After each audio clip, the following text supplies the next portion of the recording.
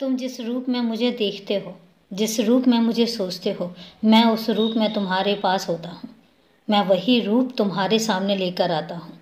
अगर तुम पिता कहो तो मैं पिता के रूप में तुम्हारे सामने हूँ। तुम माता कहो तो मैं माता के रूप में तुम्हारे सामने हूँ। तुम भाई, बंधु, सखा कुछ भी कहो, मैं उस हर रूप में तुम्हारे सामने होता हूँ।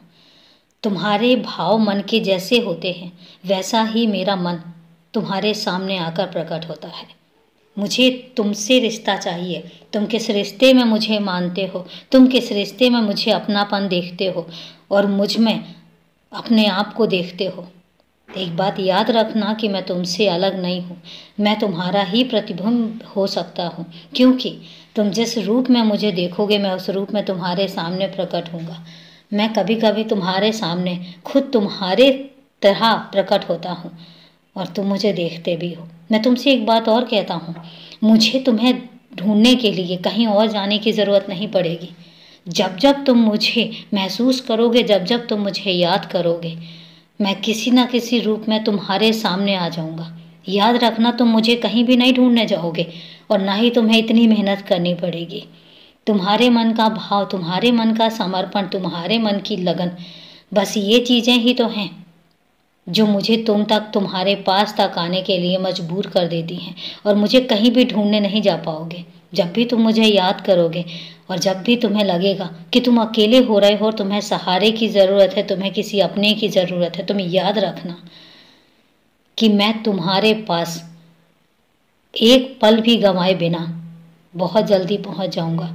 और तुमने ये महसूस भी किया है। तुम्हें याद होगा अभी जो नया साल गया है, उसमें तुम्हें 1 तारीख को, तुमने याद है, मेरे मंदिर तक नहीं पहुंच पा रहे थे और तुम्हें लग रहा था कि मंदिर दूर है, तुम नहीं जा पाओगे, कुछ मौसम ऐसा है। और तभी तुमने देखा होगा कि मैं तुम तक पहुंचा था। कैसे पहुंचा था ये भी तुम्हें पता है। फिर तुम कैसे सोच सकते हो कि मैं तुम्हारे बारे में नहीं सोचता हूँ, मैं तुम तक नहीं पहुँचता हूँ। मैं तुम तक तब तक पहुँचता हूँ जब तक तुम मुझे बुलाते रहोगे। तुम्हारे मन के भाव ही ये निर्धारित करते हैं कि मुझे तुम्हारे पास होना चाहिए या नहीं होना चाहिए। तो इसलिए तुम अगर ये सोचते हो कि मैं तुमसे नाराज़ हो जाता हूँ, तो बिल्कुल नहीं होता हूँ। और अगर मैं तुमसे नाराज़ होता हूँ तो मैं तुम्हें वहीं पर ही आदेश देता हूँ कुछ चीज़ों को ना करने के लिए और कुछ चीज़ों को करने के लिए। लेकिन उसके बाद मैं नाराज़गी नहीं दिखाता हूँ। तुमसे खफा होकर कभी नहीं बैठता हूँ और ना ही कभी होऊंगा, क्योंकि खफा होना, नाराज़ होना, ये हम दोनों की आदत में है ही नहीं। न तुम मुझसे नाराज़ होते हो, न मैं तुमसे नाराज़ होता हूँ, और ना ही कभी ऐसा मौका आएगा।